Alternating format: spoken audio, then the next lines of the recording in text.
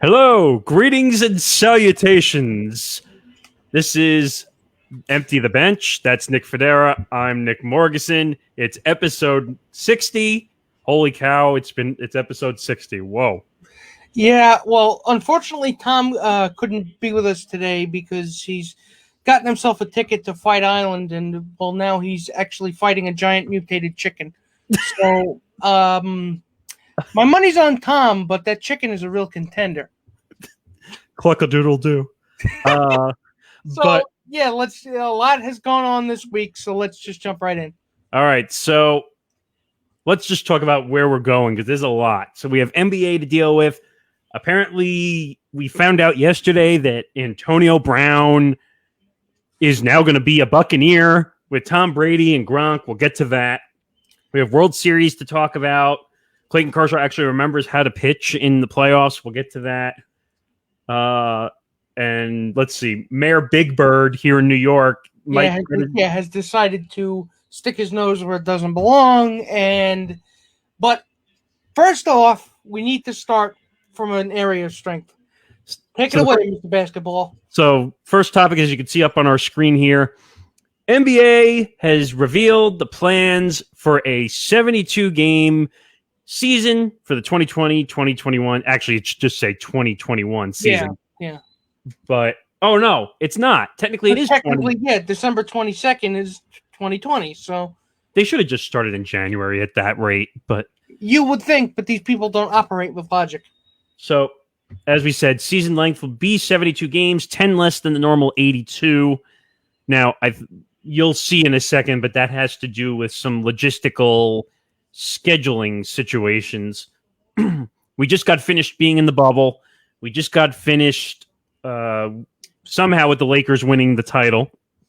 And we didn't really get a chance to cover that, but yeah, well, actually you did, but so it was a successful experiment, I would say. Right. It was a successful experiment. There was the one or two cases of people being stupid and trying to go in and out of the bubble, but there was really no positives. Yeah, there was no community spread other than what was, contracted through human stupidity.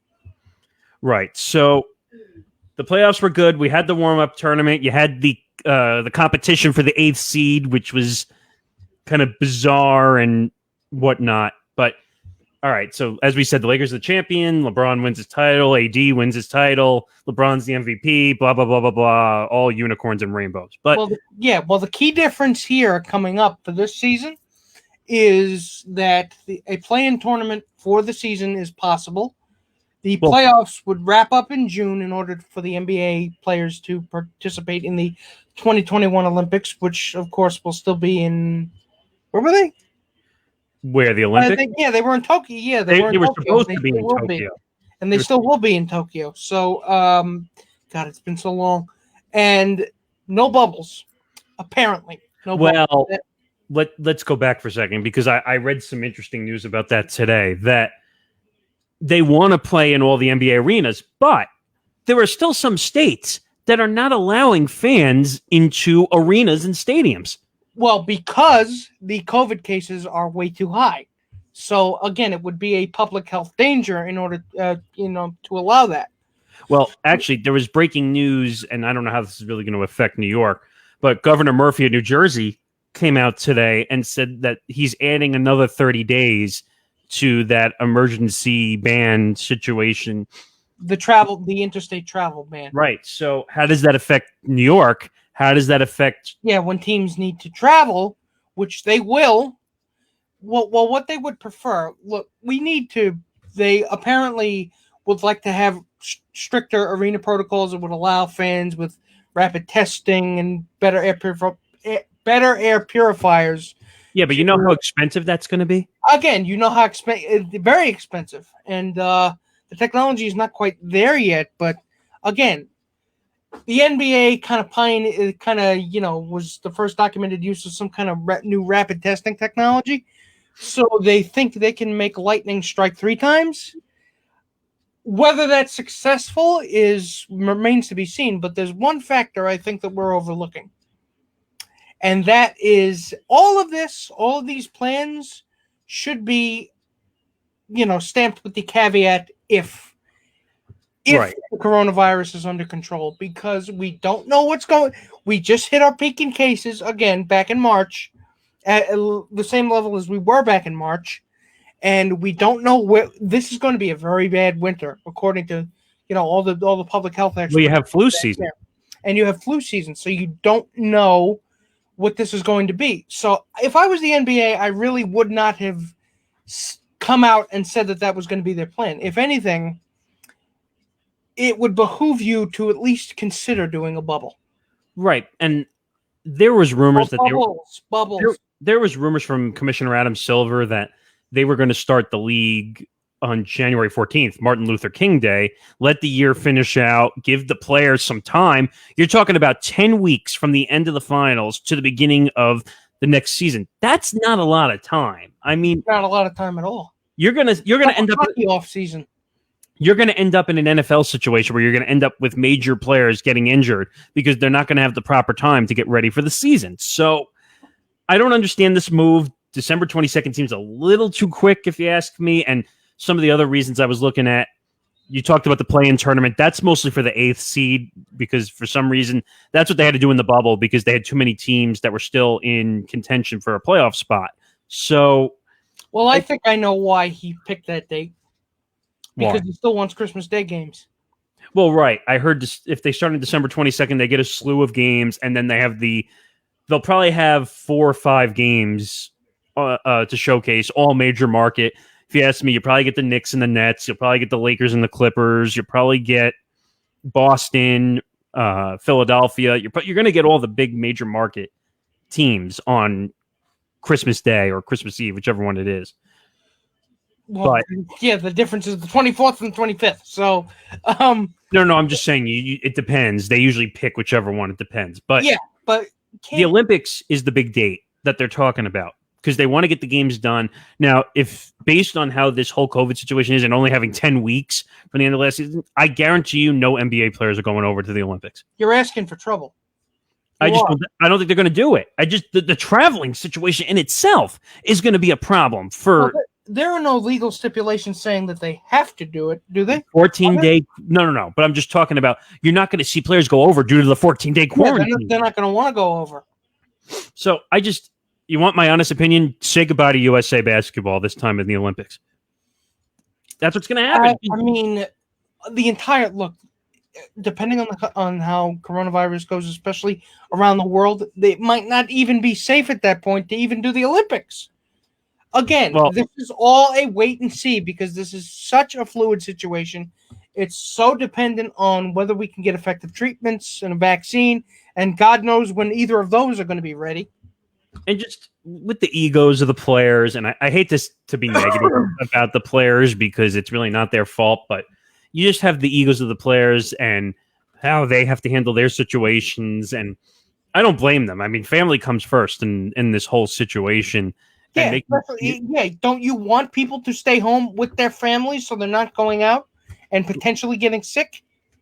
And that's the problem. Like we're seeing New York actually went up over 1% for the first time in quite a while. Well, that usually, not to be a stat nerd here, but apparently that's because of the microclusters that were in Queens, certain parts of Queens and Brooklyn. Right, but I'm just saying in general, like that added up to in general, but which leads to your point, it all adds up.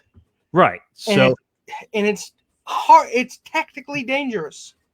I just don't see how the NBA is moving so quick. Commerce trumps public health. Well, that's what I was about to say. That money is money. I read a story that the NBA that's capitalism for you. They don't care as long as there's money in their pocket. The NBA was projected, I don't remember the number, but they lost about $1.5 billion to the pandemic. And they are desperate to get at least some of that money back. But because, it's going to be, it hits everybody. But speaking of desperation, topic number 2. Antonio Brown signs a 1-year deal with the Tampa Bay Bucks. So this was not originally part of our show layout. This broke yesterday. And we just figured it was just too tempting to just leave alone and not talk about it. Let's talk timeline for a second, though, okay?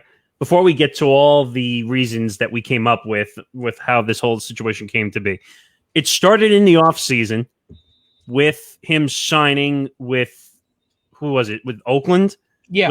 And then he got released after 2 days or something, or a week. And then he signed with the Patriots, never played a game due to sexual assault allegations.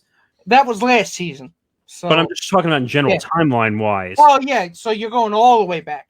Right, because he got suspended. But let me get to that. So he gets suspended and arrested for other allegations, and now he's done. And he was suspended for 8 weeks.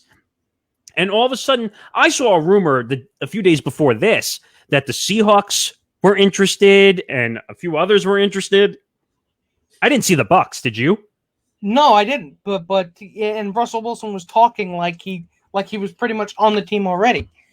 But looking at what we have here, and I think the intent here, at least for Tom Brady, is to build a super team. He wants to slowly, by assimilation, turn the Bucs into the Patriots. And with what's left of Gronk and Antonio Brown, I don't know if that's going to get you there. Well, did you see what Arians came out and said? That there was no room for Antonio Brown, and originally there was no room for Gronk. Well, who do you think made the call on that one? I'll give you the initials. I think it was TB. Tuberculosis. Oh God. Well, he might be like tuberculosis on this team, but yes, no, we're not that. But didn't Bruce Arians have a personal thing with Antonio Brown? A personal hang-up? Granted, a lot of people do, but I just got handed some breaking news in the NFL also. Oh, what now?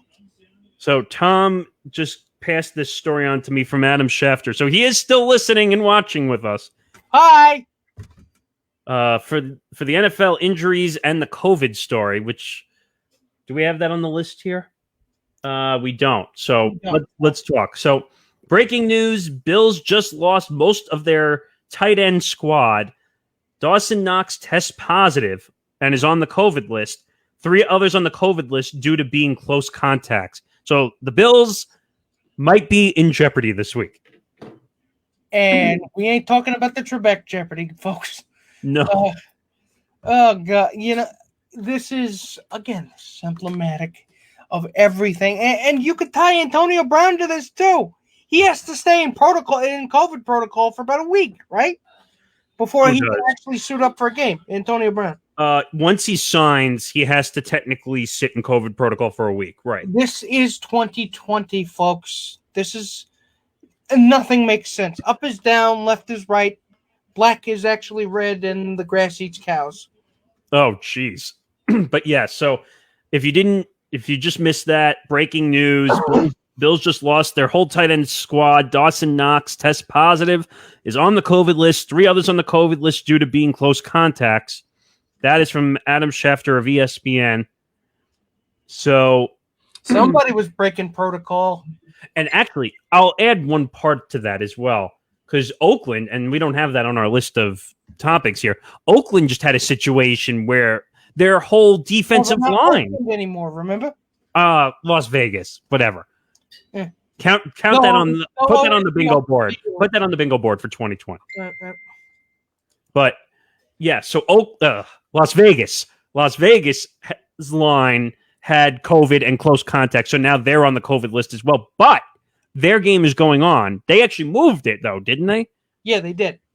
They moved it up. Right, they moved it up. So I don't know, Nick. What do you make of this situation? Please, need answers. What do I make of this situation? Shrug. It's like nothing makes sense.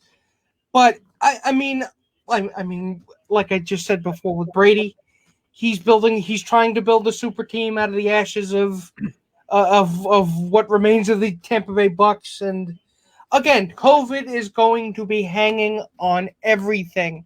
It's going to be the background noise and sometimes the foreground noise for everything this season.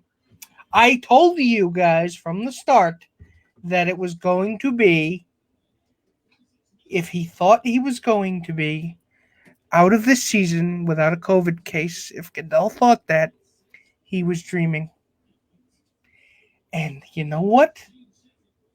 Not to take a line from Jurassic Park, but I hate being right all the time. And I'm not even going to say you're an egotistical maniac because you're right. You've been saying it all the time. I've been saying it. I believe me. This is one of the. I'm usually wrong about these things. I actually, desperately wanted to be wrong about this. I'll give you one more on this report. The Bills say they will still travel as scheduled this afternoon. Of course they will.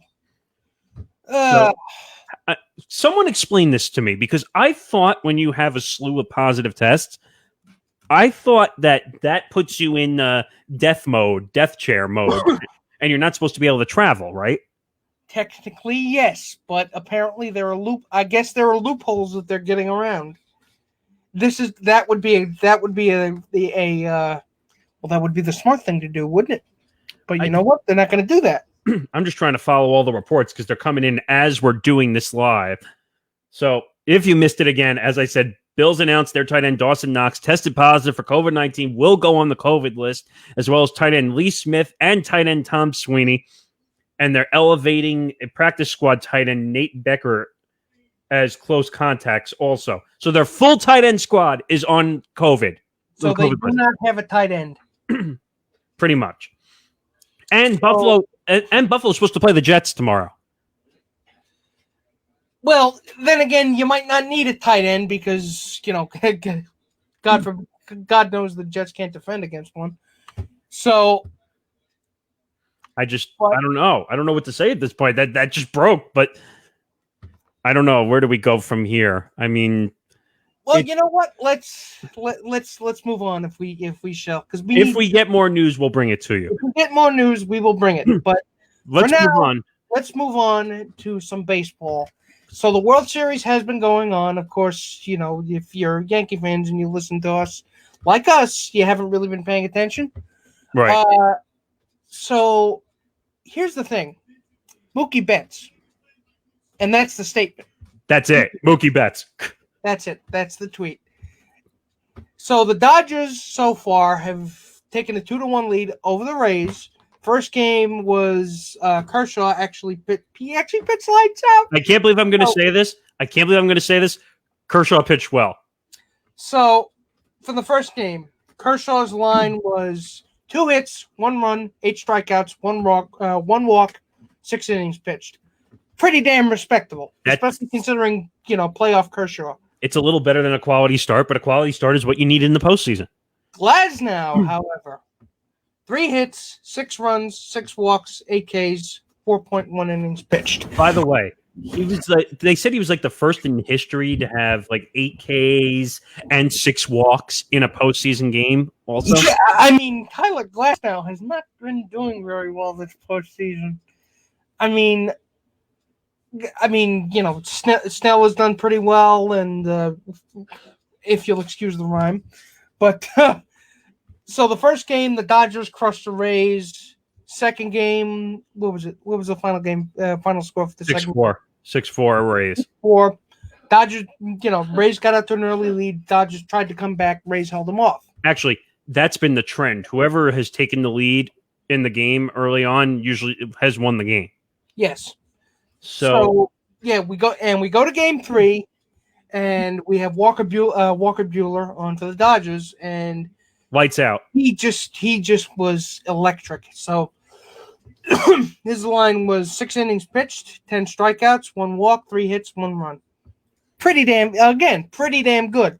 And they won last night. So in terms of breaking this down, how this goes forward, who do you think has the most momentum? I hate to say that I made a prediction of the Rays winning in 5. Oh, I told you. Yeah, but I did. But this was before when the Rays had a reputation of being terrible in the postseason. Then again, I'm not one to talk because my predictions aren't worth the graham crackers they're actually printed on. I mean, I found them in a Cracker Jack box, but it's I don't think you're buying Cracker Jacks anytime soon. At least not in a stadium anyway. But yeah. But again, I think the key difference between the Dodgers of 2018 and 2019, 2017 and 2018, and the Dodgers of right now is Mookie Betts. Mookie Betts is the difference because he has been hitting a ton. He's worth every bit of that contract. I'll say that right now. He's been hitting doubles. He's been getting his hits, and he's been manufacturing runs with his speed. And you absolutely need a player or players that can do that if you are going to win a World Series. Cough, Yankees, cough, cough, cough. By the way, do you think Taco Bell fans are happy that he stole a base? Yeah, exactly. He hits an Oppo taco, and then he steals the base and gets everybody in America free taco. Tacos all around. It's Taco Tuesday. But I don't know. I'm still sticking to my prediction of Dodgers in 7. I do think the Rays are down, but they're not out. I got to change mine now because mine can't physically happen. So, I don't know. The Rays kind of scare me the first couple of games, the way they've been playing, because the offensive weakness is showing, like all the analysts have been saying. Like, they just don't hit. Their pitching is what really keeps them in games. So they either really hit or they don't hit at all. So I think I got to change it now. I think I got to take the Dodgers in 6. I mean, I'm taking in 6 just because I think they're going to out-hit what the Tampa pitching is, which is it's good, but it's not going to be able to hold up. I mean, the lineup is the Dodgers. Look at the Dodgers lineup. You got Cody Bellinger. You got Kyle Seager. Yeah. Justin Turner, Kike Hernandez. I mean, these guys can hit, and if you're not going to go toe to toe with them in terms of bats, you're not going to win. Corey Seager, by the way. Sorry, yeah, Kyle Seager's his brother. In Seattle. Are you all right over there? Yeah. You're choking just like the Tampa Bay Rays. Ooh, I felt that from here. So, by the way, Corey Seager has had a postseason to remember also. He has indeed. And again, this is the difference between the Dodgers of then and the Dodgers of now. But can we not discount Randy Arozarena though of the Rays? Oh no, the guy's on his way to becoming a full-fledged superstar. Well, I hope he's not a one playoff season wonder though. That's the problem. Wouldn't be the first time that's happened. You know what? Can we just enjoy it while it's happening? Who are you talking about, Nick? I mean, sometimes I just like to hear myself talk, but you know what? It works for me. So in terms of where we go, forward, we're just going to have to wait and see, but I'm sticking with my prediction. But speaking of guys who talk out of the back of their ass, let's talk about a certain guy I like to call Big Bird. So, Bill de Blasio, he, according to, I don't want to say conspiracy theories because it's not exactly tinfoil hat because doesn't have anything to do with. Well, according to our lower thirds, it's a theory. So it could potentially happen. For those of you who don't know, again, context is necessary. So. For those of you who don't know, Steve Cohen, the billionaire Steve Cohen, has agreed in principle to buy the New York Mets from Jeff and Fred Wilpon. Yay! They are finally free to spend money, but maybe not quite. So, according to this theory, the mayor's office is evaluating the deal. So, this technically means that Bill de Blasio could potentially stop the sale of the Mets to Steve Cohen. Why would he do that sort of thing? Because Steve Cohen, the company he founded, as a matter of fact, pleaded guilty in 2018 to securities fraud and paid $1.8 billion with a B, in fines. But, again, Cohen was not charged with any crime. So what de Blasio really doesn't have any kind of... he doesn't have a way to block the deal. He doesn't have any legal recourse to use to block the deal unless you're, pretty much... but wait a minute. All right. Unless you're blocking the deal on, moral turpitude alone. And I don't think he's doing that. Time out. First of all, What about Major League Baseball? This is Major League Baseball's jurisdiction. How did Bill de Blasio get involved in all this nonsense? Well, technically, again, according to USA Today, he does have the right to block a sale to, quote, any person that has been convicted in a criminal proceeding or felony or any crime involving moral turpitude. Wait a minute.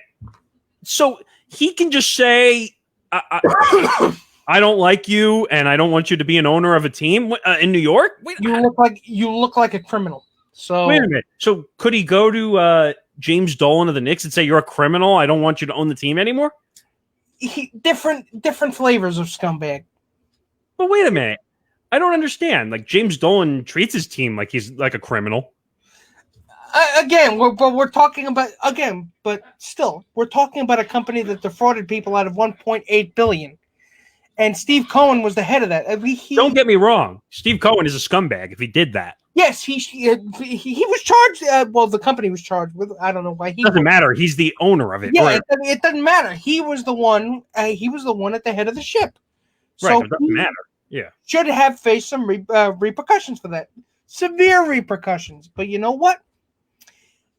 I mean, well, we should probably mention that MLB officials do not believe that Bill de Blasio will kill the deal, but it is causing some sort just so you know, if he kills the deal, his reputation is already a -0, -0. Can you imagine if he kills the deal to get rid of the Wilpon? Most of New York City hates him anyway, so you know what? Why give them another reason to hate your guts? That's what I mean. And I think, oh, you talked about evaluating.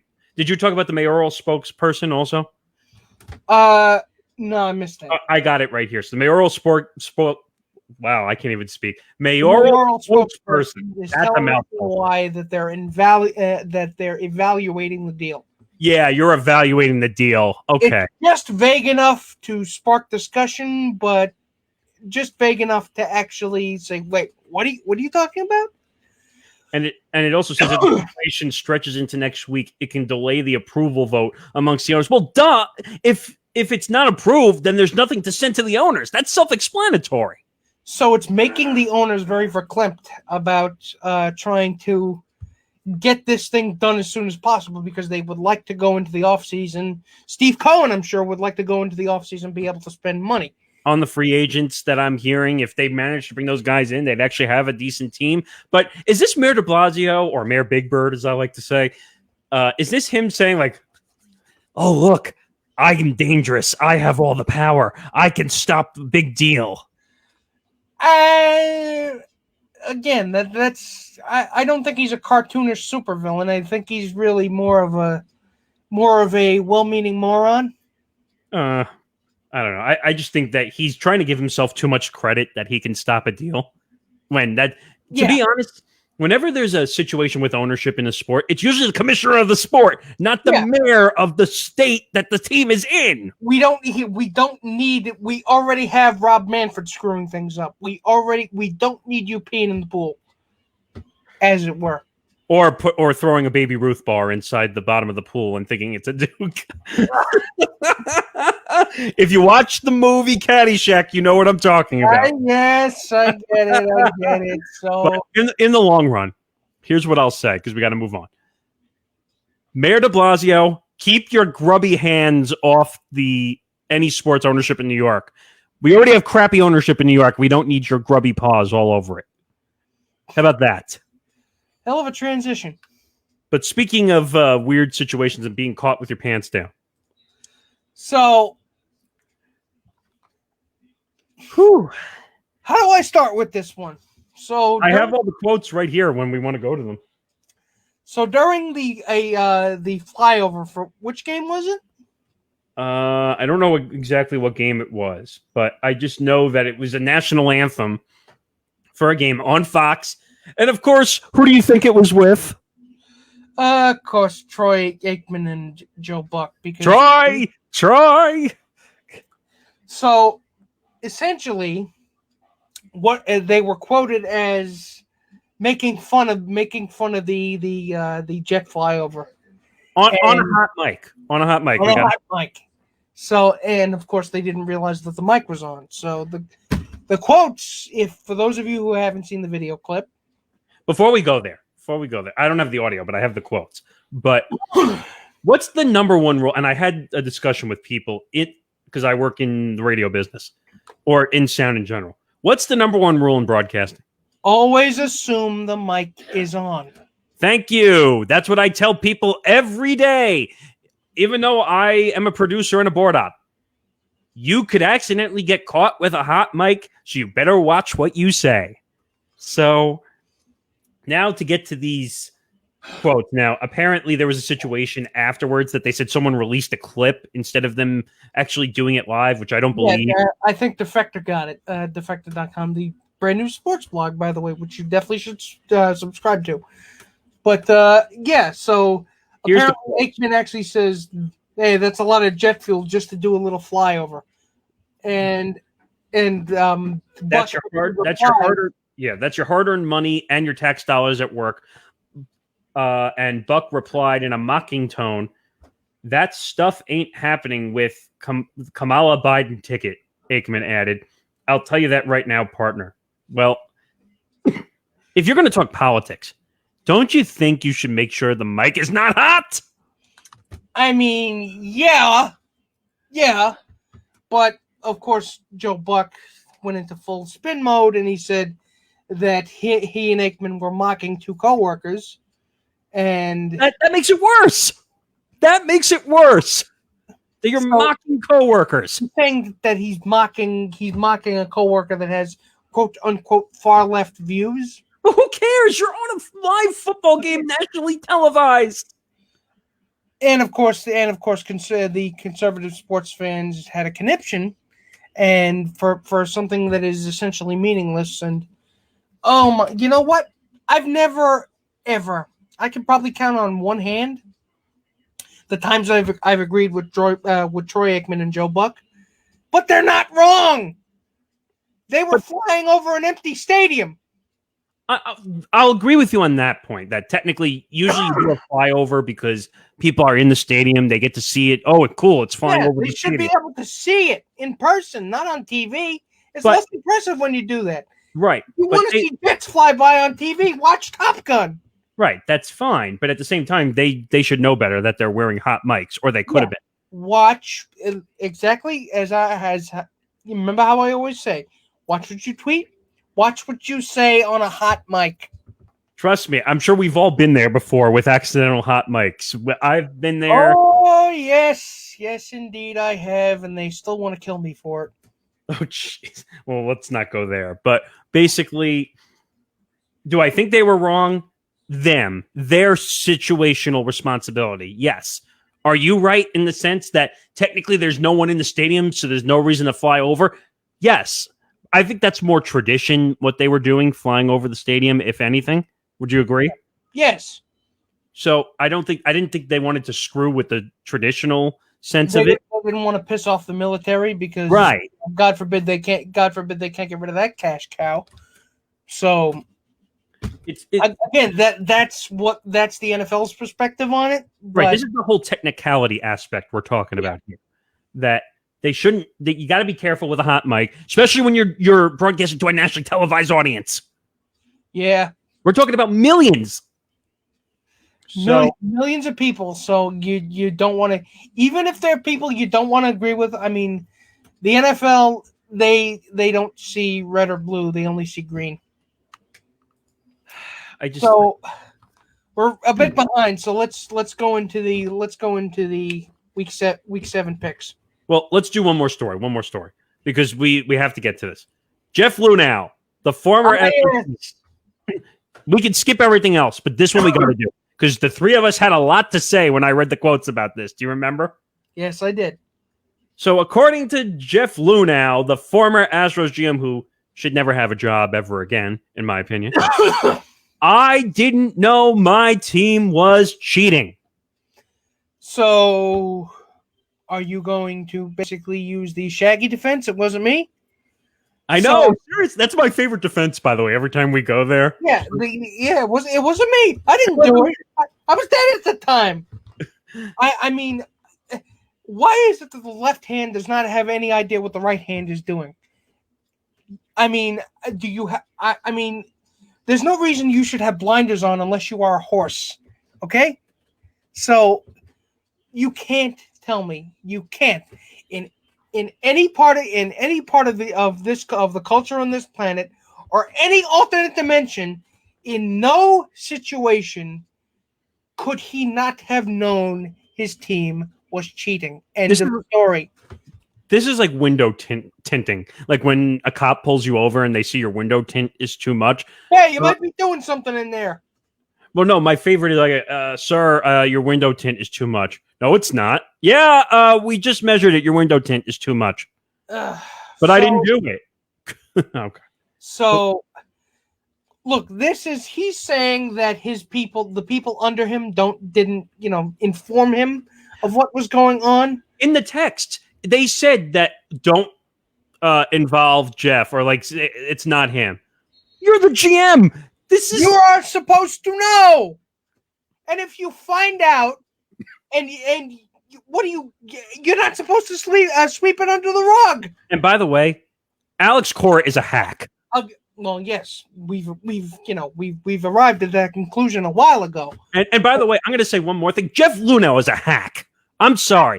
For you to come out and say you had no idea your team was cheating, you're the GM. Mea culpa. He's taking zero responsibility for what happens, even though the buck stops with you.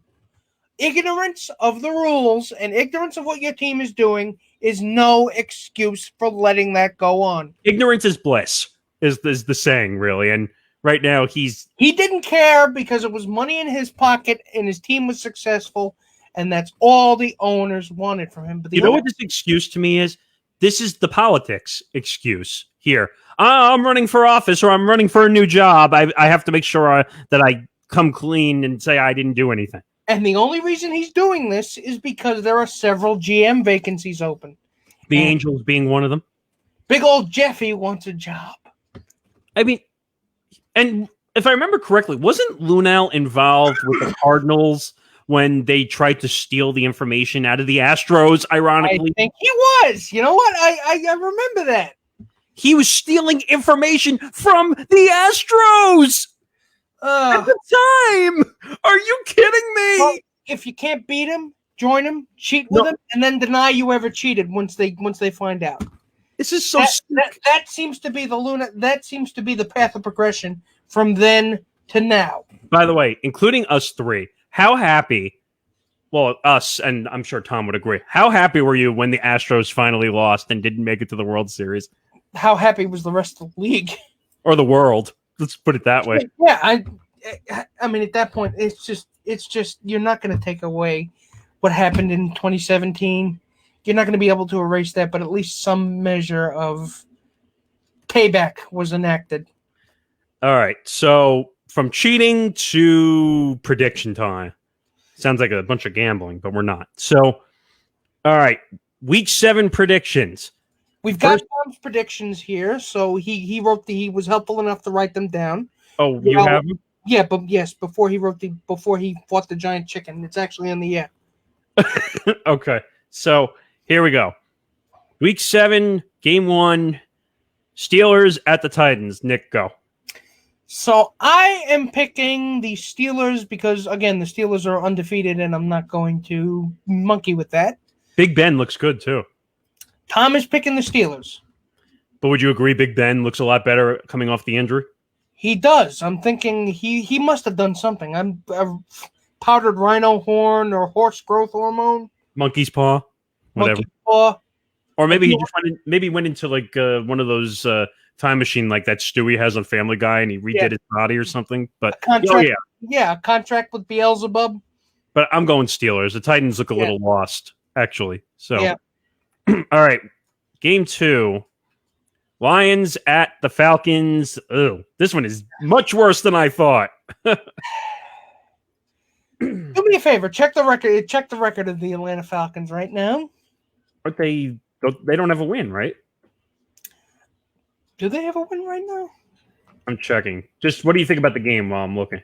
Oh my God, this game is. Oh God, it hurts. I don't know. Like, what the heck are we supposed to do? All right, let's So see. Tom is picking the Falcons. So you know what?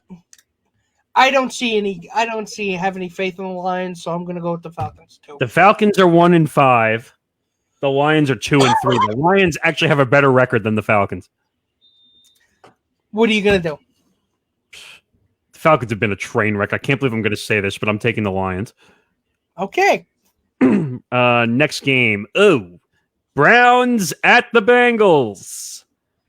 So is Baker Mayfield is going to play or not? Who knows at this point? Him and the rib injury. So he actually got benched. He actually got whipped last week. He got his ass kicked last week. So Tom is picking the Bengals. So the Browns are 4-2. The Bengals are 1-4. Yeah, I'm gonna go with the Browns. Yeah, I'm gonna go with the Browns, but I'm gonna say it's a sloppy, messy game. That's what I think it's gonna be. Yeah. All right. Panthers at the Saints. And Tom is going against the grain and picking the Panthers. Well, Michael Thomas is still hurt. I think he got ruled out Sunday. Michael Thomas is still hurt, but you still got Drew Brees. So you know what? I'm gonna pick the Saints. This one's kind of like a coin flip because, again, I think McCaffrey's still hurt, right? Yes. I'm trying to find the records. The Saints are 3-2, and the Panthers are 3-3. So they're both they're second and third in the division in the NFC South. Tough one. I just think, like you said, I think the quarterback situation is better in New Orleans, so I'm gonna take the Saints. Okay, get all the laughing out now in this game that's up on the screen. All right, so let's do it on the count of three. But wait, let me throw one thing out, though. I know it probably doesn't mean much, but just the COVID situation that we broke earlier, they are down like 3-4 players. Well, good thing they have a lot of wide receivers that the Jets can't defend against. So, on three. Ready? 1, 2, 3. Bills. Is that what Tom has? Yes. I was going to say that would have been funny if he didn't. It would have been funny if he picked the Jets. So, all right. Cowboys at Washington. So. Good Lord. This is the battle of the NFC least. Oh, my God. He's picking Washington, actually. Over the Cowboys? Yeah. Even though, let me say one thing. The Cowboys are dysfunctional. We know. Andy Dalton had to take over the starting position because Dak basically exploded. Yeah, and by the way, before we get to the prediction, Dak, bad for not taking the contract now? You can never predict these things, but I still feel bad for him. But I'm just saying in general, like, do you think the number was so bad? Considering what the Vikings paid for Kirk Cousins, I mean. But you have to remember that was 2 years or 3 years. And that was fully guaranteed. But I don't know. All right, let's get back to the prediction. I'm still picking the Cowboys. I mean, come on. Let's see. This is the battle. I still have more faith in Andy Dalton. This is very odd, but the battle of the 2 and the 3 seed in the NFC least. The 2 seed, the Cowboys, 2-4. The Washington football team, 1-5. How often do you see that in the second and third place teams? But you know what? I might actually have to go with Tom on this one and pick Washington football team because the Cowboys are so dysfunctional. It's like you said, they don't know what up and down is. They don't know what their situation is, and they're dysfunctional. So, all right. Moving on to the Packers at the Texans. This is actually not a terrible matchup. This is not actually a terrible matchup, but I'm still going to pick the Packers because Aaron Rodgers, the Packers have better weapons, and Deshaun Watson has pretty much bad. Yeah. He showed up to a gunfight with a bag full of rocks, and that's not gonna work. The Packers look good. I mean, they've been a little banged up in the wide receiver position a little bit lately, but Aaron Rodgers is Aaron Rodgers. I think he's having an Aaron Rodgers season all over again, finally. So, yeah. You're picking the Packers, too. So is Tom. Yeah, so that one's kind of obvious. All right. The game that was moved. The Buccaneers at the Raiders. So, Tom is picking the Bucs, and I will, too. Who am I taking here? The Raiders just had a huge COVID situation. where basically their whole D-line was dismantled. So, and first of all, we're talking about Tom Brady versus wow, who's the quarterback for the Raiders again? Not Nick Foles. Derek Carr. Yeah, see, we can't even remember Derek Carr, so that should give you your answer right there. And the Bucs have Antonio Brown, but not for this game, right? Yeah, not for this game. He's still got to go through COVID protocols. Too much. It's just too much. The Bucs are going to win this game. All right. This is a good one. Niners at the Patriots. So we still have a whole injury list on the Niners, or no? I don't think we have it right here, but so Garoppolo is going to be quarterback in the Niners, and the Patriots. Talk about disasters at the quarterback position this year. And the Patriots, I think, are they going to be running out Stidham? No, it still can. Oh no, okay. So I'm picking the Patriots, and so is Tom. What's the record on the Patriots? They are 4-1, I think. No, they're 2-3. 2-3. Oh. And the Niners are 3-3. You know what's weird? Without Tom Brady, the Patriots don't really have a home field advantage anymore playing in Foxborough. But I'm going to take the Patriots. All right, moving on to the Chiefs at the Broncos. Do it. Chiefs. One. You want to just go with this here? 1, 2, 3. Chiefs. Yeah. So is Tom. That one was pretty obvious. The Broncos are a train wreck this year. Moving on to the Jaguars at the Chargers. This one seems, for the most part, pretty obvious. Tom's picking the Chargers. So I'm picking the Chargers too. Yeah, I'm taking the Chargers. I'm not effing with the Jaguars this year at all. No. I don't go that way. Yeah. So, all right. So the Monday game. So we've got the Bears at the Rams. And surprisingly, the Bears have played good football this year. The Bears have played great football. So Tom's picking the Rams. I'm going to go with the Bears. The Bears are 5-1. The Rams are 4-2. I mean, Nick Foles, like, what? Like, Nick Foles? Like, I have to say that, like, a few times. Nick Foles?